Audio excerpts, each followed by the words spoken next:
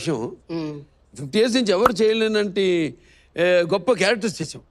అంటే ఇంకా నువ్వు చేసిన తర్వాత ఎవరు అటెంప్ట్ కూడా చేయరు.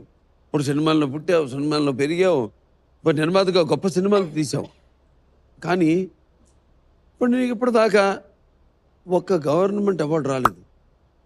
నిన్నగాక మనం చిన్న వాళ్ళకి పద్మశ్రీలు, పద్మభూషణ్లు, కంగనా అవుతుంది, ఏదో పద్మశ్రీ అన్నారు.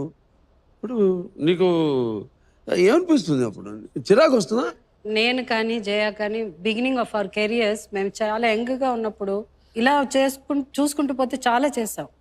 అంటే నాకేమనిపించింది అంటే లైక్ కంగనా రనావత్, యా, ఆ అమ్మాయి she amazing actress, no doubt. But వచ్చిన ఒక 10 సినిమాలకే పద్మశ్రీ ఇవ్వడం అన్నది ఎంత ఎక్స్పీరియన్స్ ఉండాలి కదా. We're there for so many years.